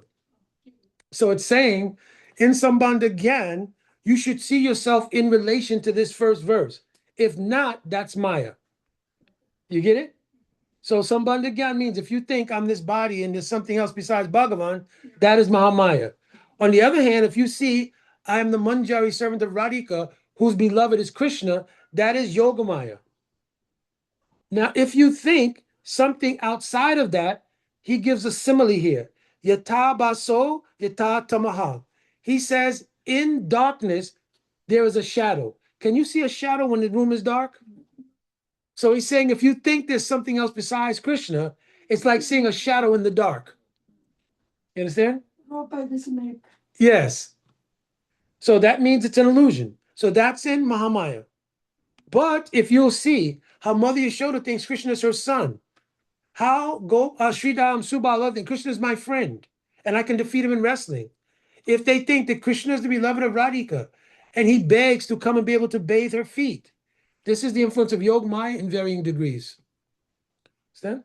So this establishes both Sambandha Gyan in a constitutional way, and Visay Sambandha Gyan due to Yoga Maya in the highest way. The third verse establishes Achintya Bheda Tattva, because it's saying Yata Mahatani Bhutani Bhuteshu Chavacheshvanu Pravishani Apravishtani Tata Teshu Natveshwaham. Just as all the material elements like earth, water, fire, and ether. Does everything we see, is it made of earth, water, fire, and ether? Yeah, nothing else. Just a combination or permutation of those elements. You understand? That's all there is. But at the same time, is the essential element earth, water, fire, and ether, is it still separate? It's existing as the base reality from which it came. So earth, water, fire, and ether, though it's become everything, it still has a separate existence as the original earth, water, fire, air, and ether. He says, so in the same way, I enter into everything. So that means his energy is in everything. We just described about the atom. Huh? You are everything and everything is you. Yes. Well, popular song. Yeah. Understand? So, except that was in Mahamaya. Okay. That feeling for us was in Mahamaya. Right? Because we weren't thinking about Krishna at that. Okay, now. So then we see that everything is actually Krishna, but according to Shakti and Shaktiman. You understand? We see that Krishna Shakti is everywhere, and Krishna Swarup is Krishna. You understand? So that's in the third verse. In the last verse, it's going to say, Etavareva Jigyashur. You should inquire about this. How will you inquire? From whom will you inquire? From Guru. So you have to do Bhakti, Guru, Palasra, etc. So this verse is speaking about Abhideya Tattva. You understand? Tattva Jigyasuna Atmana. If you're serious to understand this, then you have to approach someone to understand it. And Anvayat Vyatreka Bhyam means also what's in a Chincha Beit Tattva. Why? Anvayat means directly, Vyatreka Bhyam means indirectly. So is this table Krishna? Directly or indirectly? Yes. Is Thakurji on the altar Krishna? Yes. Directly, indirectly? Directly. So Anviyat Vyatarekabhyam. So you'll see everything as Krishna directly and indirectly. And it says Yat Sat Savatva Savada. Don't stop your search until you realize that. And what is that? He goes all the way back to the first verse, that everything is Krishna up to the point of Manjari Bhav. So again, first verse is prayojana tattva. Second verse is sambandha gyan. Third verse is achinta bhed tattva. Fourth verse is abhideya tattva. What did you say the second verse? You said Jiva Tattva? Is sambandha gyan. Any other question?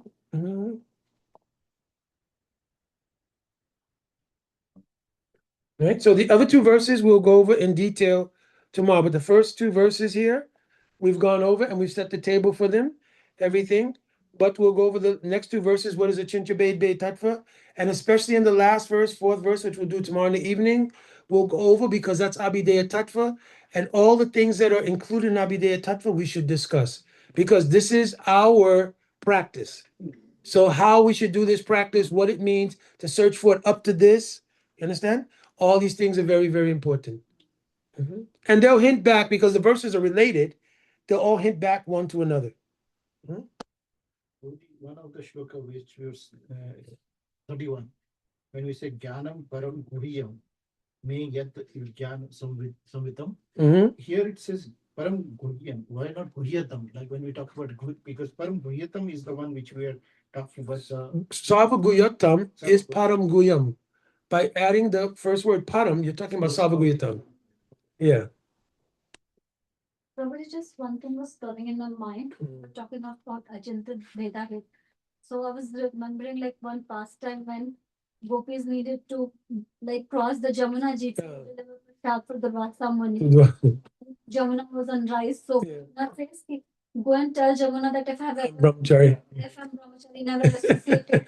So is that Achanta Bhedabhat that he does associate with gopis, but yes, Gurudev told Krishna, though doing all, he's Rasavai Saha, but though doing all these things, he has the feature where he feels I am not the enjoyer. But then I was speaking and listening to Gurudev carefully. This mood, I'm not the enjoyer, is I'm Atmaramata. I have no need. So it's glorifying that Prem creates a need in that person who's Atmaram. You understand? So you understand? He said, yeah. So why Krishna can say I'm Brahmachari, that I don't really associate? Because as Bhagavan, he's Atmaramata.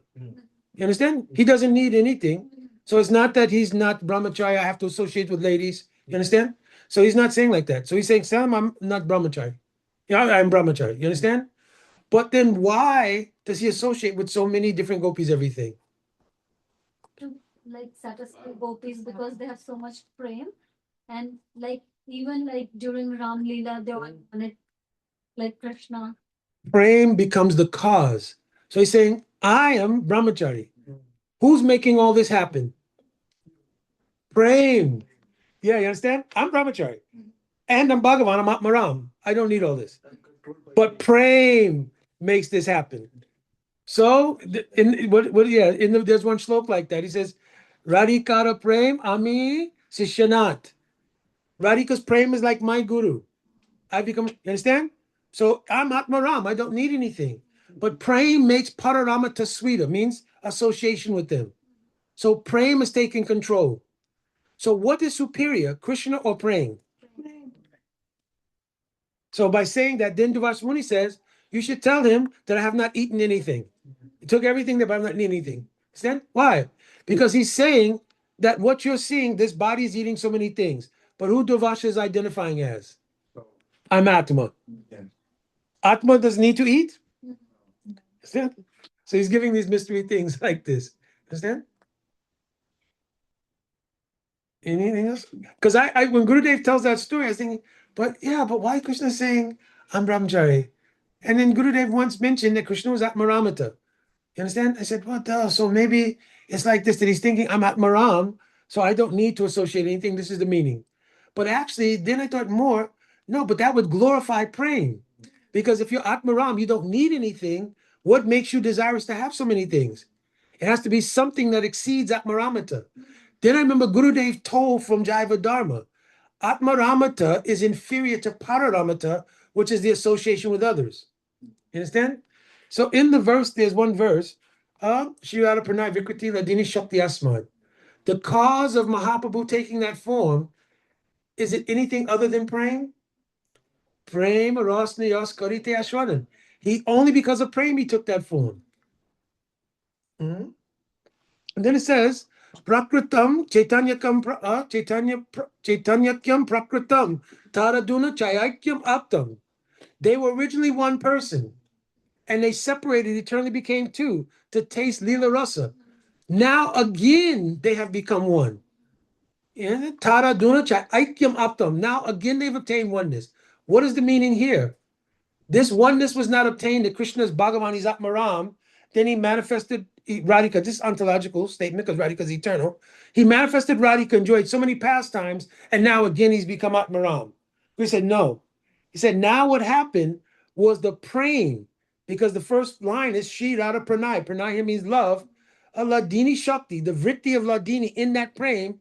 Vikriti Ladini Shakti Asmat is the cause of Mahaprabhu becoming Mahaprabhu. So actually, Prabhuji, this time when we were in India, a family came because of his father's passing. So his cousin, we were like explaining Thakurji Leela, who's Mahaprabhu, why Mahaprabhu descended. So she asked me this question because we told her like originally Radha Krishna are non-different, they are one. For Leela Aswadan, they take two separate routes. And then because Radharani's prem was so high that Krishna himself was bewildered. Perfect, yes. He was Mahaprabhu. Yes. So it's like they were, but Bhabi, they were like one. Then they separated for Leela. And then I could not explain that prem supersedes all. Oh, yes, and they again become one by saying that again. Aduna means now. Cha aikyam, they've again become one. Apta means they've obtained oneness. But that oneness is not Bhagavat oneness. It's the oneness of prem. Because it says that Krishna, after Braja Leela, the highest Leela in Braj is what Leela? Ras Leela. Yeah. Samyak Saravasana Krishna Ras Leela is the highest Leela. Ramananda Roy is telling Mahaprabhu. You understand? And also in the daytime we're singing Jaya Jaya. What is it? Jaya Rasa Shama Rasa. What is this? Wow. La Sava Manoram. It's a line. Then Jaya Jaya Ujala Rasa, Sava Rasa Sa, Parakiya Bhave, Rajite Sa Jahar. Parakiya Bhav is highest, and this Rasli is the highest leader. You understand? So why? Because all rasas are present in Rasa Lila. Rasanam sumaham iti rasa. Right? All rasa is present in the Ras Lila. You understand? But still, Purva Vraja Vilase, 18 Avilas. Even after that, Krishna had 3 desires. That's the verse Shirada Pranaya, Mahima Kajasavani. So even there, where Leela has reached its pinnacle, still Krishna had 3 desires, which means Prem exceeds everything. So Mahaprabhu's Leela is called what kind of Leela? Mayada Purushottam, Leela Purushottam? So Prem is ruling, and Mahaprabhu reveals that Prem rules everything. I explained the 3 reasons why Mahaprabhu appeared, but I could not give her this word. It's because Prem exceeds everything. Yes. Krishna wanted to relish that, but Yes. only do that in Radharani's bhav. Yes. He have to. Yes. Even on Radha Kund, that Prem has exceeded the Mm. flow of that. Yes. The Krishna Kund. Radha Kund, what is this? Yeah. Yeah, it's mentioned there, Prem Amrita Plavanat. See Radha Kunda, Prema Amrita Plavanat. It means it's overflowed its bank. So then Rupa Goswami is saying, what person who's seriously doing bhajan, aprakat bhajan, not regular like sajat, but like aprakat bhajan means who's deeply absorbed will not reside on the bank of Radha Kund. The meaning here, Radha Kunda, Prema Amrita Plavanat means Yavarasrai Vritti. Because Radha Kund is not different from Radhika. Radhika's love overflows her heart and enters the hearts of her Sakis and Manjaris. This is called Yavad Asraya Vritti. In the definition in Ujjali Mani of Anurag, like Prem, Sneha, Man, Pranaya, Rag, Anurag. In Ujjali Mani, it says Anurag Swasambedya Dasha Prapya Prakashita Yavad Asraya Vrittischet. So Yavad Asraya Vritti means what mood is in the heart of Radhika goes to her Sakis. This is the first verse of Vilap Kusmanjali. Understand? Say, oh, where has this bite mark come on Rupa Manjari? On your mouth. You understand? On your lip, how it's come there. Your husband is gone. So how this mark came on there? So this is Yavarasraya Vritti. Understand? So Raghunath Das Goswami is glorifying the closeness of these manjaris, that in their service, Radhika's mood spills out and enters their heart. And it's called Asana Janata Vrit Valodanam. It enters their heart and churns their hearts with the same mood. This is the glory of Manjari Seva. Asana Janata Rit Valodanam. It means it churns the heart with the same mood that's present in Radhika at that time. And that's why they don't want to have association with Krishna Directly. They don't need to. No need. But their love for Krishna is nourished by that mood to Radhika. You understand? So not that they don't like Krishna. Because Krishna is Radhika's beloved, they also love Krishna. Understand? And their whole mood, Prema Lila Viharanam Samyak Sakti Vistarika, their whole mood is to make happy Radha and Krishna. So sometimes they'll make a separation to make the next meeting better. Understand? So they'll make some challenging thing come up. Understand? Like they'll make some arrangement. The Sakis will purposely tell Krishna, yes, meet Radhika at this place, knowing that this place are Chandravali Sakis frequent. So then Krishna's in the quandary, why should I go there? I know Chandravali goes there. And any Manjari be hiding in the bushes. So sure enough, Krishna will try to sneak to go there to meet Radhika in that place, like going to a bad neighborhood. Sneaking, going to that place. And sure enough, Saibya will pop out from somewhere. Oh, you've come to see my Saki. Yes, this is Papa. I understand now. I shall grab Krishna by the arm, take Krishna to Chandravali's Kunj. Now Krishna's in a quandary. And any Manjari, she's watching. And then she runs back to Radhika. Oh, I saw him. I saw him. Yes, very easily. She took there, he went there. He was on his way there. He wasn't coming to you. Radhika becomes so angry. Understand? Says, if he will come here, don't at all let him come near me, anything. You understand? And then Krishna will make an excuse. He'll hear something. Did you hear that? What? I heard something. That sounds like maybe some demons attacking Vrindavan. Chandravali, I'll be right back. Let me go. And then he'll go and immediately he'll run. Now he has to run. Now he has to also take a shortcut. So instead of running on the back path, because you can't go openly anyway, back path, he runs through bushes, he gets scratched. So now he comes to the Kunj, scratch marks on the neck, everything. So now Manjari is standing at the door. Yat Kinkari Shubhausa Kaluka Kavani Nitipurasa Purusha Kandamuli Tashigala Rasanire Visabanujas that Keli Kunja Babanangali Mahajanishama. So Prabodhananda Saraswati Thakur was saying, I wish I was like a straw in the broom that sweeps that kunj, because then I'll see that when he came to the door, Rup Manjari, Rati Manjari was standing like this, only folded hands. And then I said, yes. So listen, I what happened? And don't say anything. No need. We see everything. You said, look here, we can see everything, all markings, everything in there. You had a good time. Understand? Had a good time. Then better you should go there. Better you should stay there. You understand? So no. What happened? I'm running and I ran through bushes, everything. Yeah, everybody says like this. You understand? But no, yeah. They're caught red-handed. Understand? So no, but please let me plead my case. I'm only asking, let me plead my case. Explain what happened. Swamini does not want to see you at all. You should go from here. And Radhika will sit with her back turned. So then Krishna has to go to a whole series called Done, Bathe. To break the man, he has to go through first. Done. Let me give some kind of gift. See, when I was running, I took this so beautiful flower. I bought for her only. And when I was reaching up, my hand got scratched. For her only, I got my hand scratched. And then bathe. So then he'll speak to Rati Manjari. Listen, sometimes Manjari very unreasonable. You understand? But sometimes you understand me. So now bathe means you try to make a division between the two of them. And then one thing is called nati. Nati means, okay, listen, I give up. I'm sorry. And Krishna will fall on the ground and plead. And Prabodhananda said, oh, I want to see this. I wish I was a broom that sweeps that kunja, because they'll keep the broom nearby. And I'll witness that he did this. He bowed down to the lotus feet, not to Radhika, to her manjaris, to see Radhika. You understand? Then finally, Krishna will say, this is called Rasaswad. Rasaswad means a rasamtara. He'll say, listen, I give up. Take this flower, it has so much love.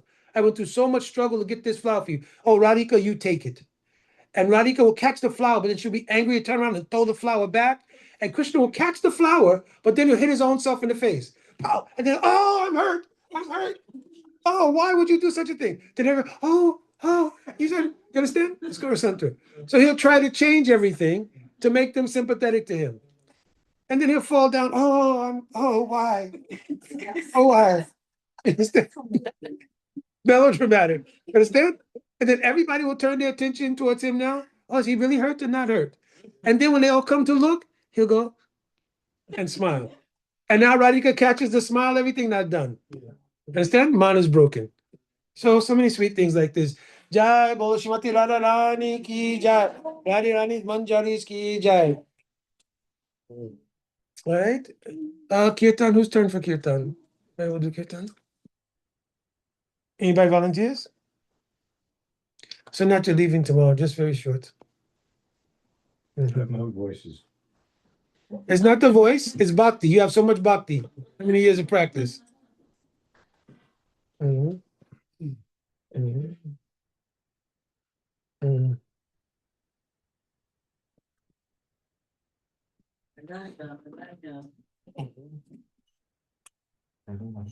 What you play? Very low.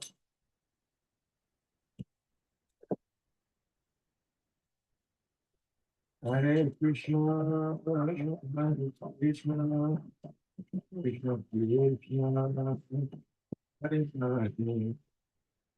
Hare Rama, Hare Rama, Hare Krishna,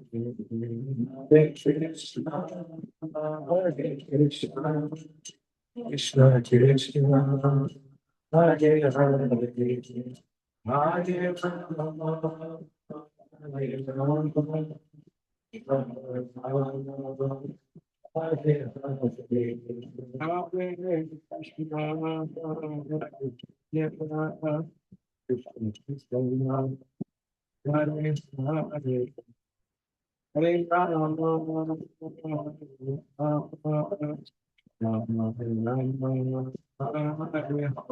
Rama, Hare Krishna, Hare Krishna, Krishna Krishna,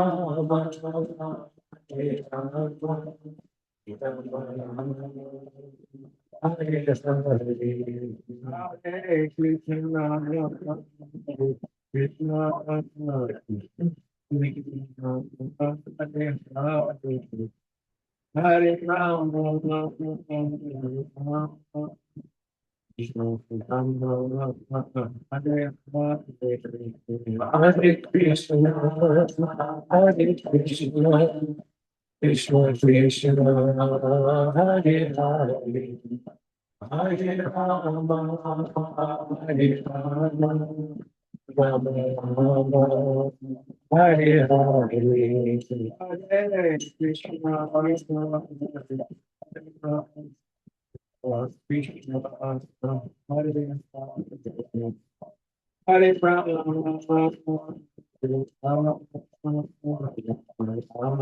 Hare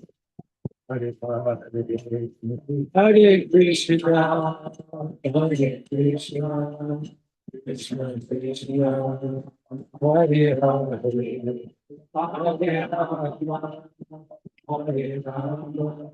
Hare Rama, Hare Rama, Rama Rama, Hare Hare. Hare Krishna, Krishna Krishna, Hare Hare. Hare Rama, Hare Hare Krishna, Hare Krishna, Krishna Krishna, Hare Hare, Hare Rama, Hare Rama, Hare Rama, Hare Hare Krishna, Hare Krishna, Krishna Krishna, Hare Hare, Hare Rama, Hare Rama, Hare Rama, Hare Krishna, Hare Krishna, Krishna Krishna, Hare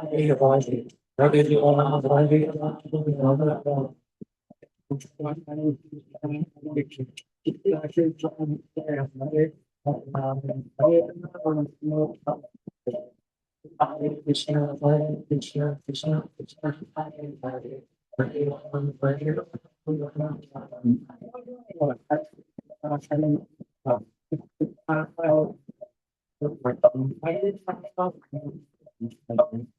Hare Krishna, Hare Krishna, Krishna Krishna, Hare Hare, Hare Rama,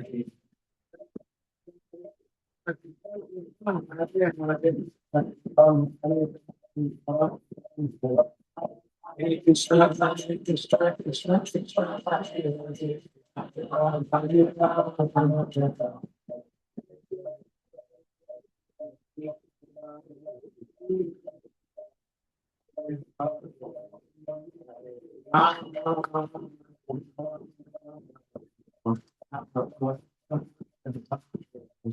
Hare Krishna,